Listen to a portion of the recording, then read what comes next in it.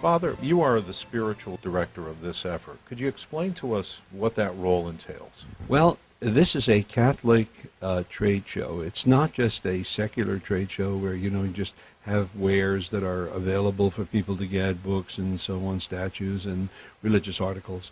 But this is something really that's focused on Christ. And so as spiritual director, we provide the opportunity of Mass for Catholics. And of course, a lot of these people who are in the work of religious goods and so on are very deeply dedicated Catholics. And many times they're doing their work at great sacrifice. So to have the Mass available each day kind of starts off their day in the right way. Same time we have Eucharistic adoration, and we provide confession available and opportunities to talk to people and just meet people. And you'd be surprised how many people take advantage of all of that. How do you recruit the priests necessary to deliver the sacraments, to give the sacraments, to celebrate Mass, and be here for the 3 days or 4 days of the event?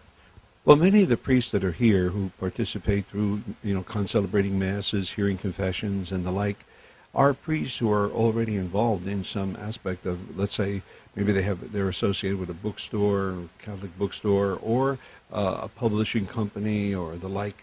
And so they come as part of the, being a part of the Catholic marketing trade show, and they want to participate. We had 7 priests this morning celebrating Mass. It was very beautiful. And at the same time, they take turns now with confessions, and they all want to do something. And they know that this is a very privileged time because, as I mentioned, the people who come here really are very devoted to their faith. So they want confession, they want some spiritual guidance, and you'd be surprised how many lives are touched here. So it's, it's really a blessing. You mentioned that people have the Adoration Chapel, they have the opportunity for the sacraments. What's the response been in the years that you've done this? What are some of can you think of a story or a couple of brief anecdotes from people who've come to you and said that this has been different? You mentioned changing your life. Well, over the years, I've been associated with it almost from the beginning there, But for example, just one little tiny thing comes to mind right away is yesterday we had closed the room that we were using for adoration, had one of those, accordion doors, that you roll across and you can break it into 2 parts.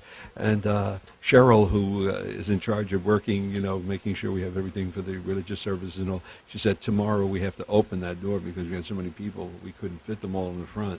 The front room, we needed both rooms. And but over the years, I've met people who have told me that, maybe just having an opportunity to talk, whether it's a confession or just a sharing or a homily, that has left them with something. And you'd be surprised. It provides them an opportunity that they generally would not get maybe in their parishes because, the parish priests may not, today there's so few priests with so many churches, and not all of them are available with confession and spiritual direction, and this does really afford them beautiful opportunities. And I think many lives have been touched over the years from the people who look forward. They would come back and they'd say, I look forward. I remember last year we had this, and and some of the homilies that kept the thought, that stayed in their mind. And that's all you can do. Jesus said the kingdom of heaven is like the sower that went out and sowed the seed. As long as one good seed hits a good ground, it's going to produce a lot of fruit.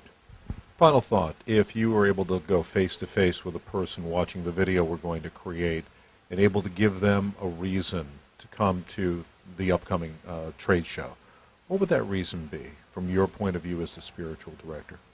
Well, I can make it in 2 ways, 2 levels. First of all, from a business point of view, there are a lot of new things that are happening.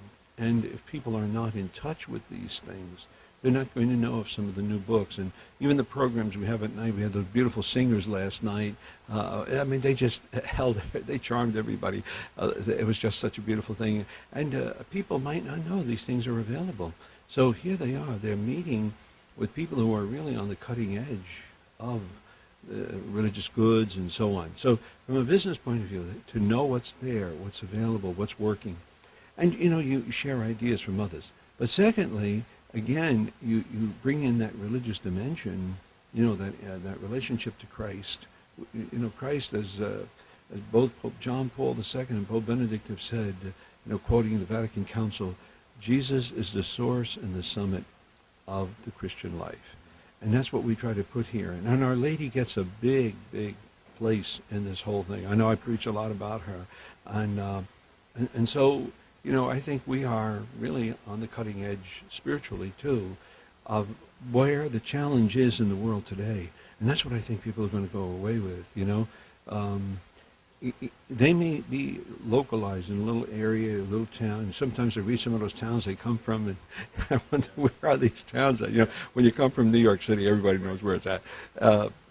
But everybody's doing their little part. And when you put it all together, it's like one time a lady said to Mother Teresa, "Mother, I wish I could do what you do."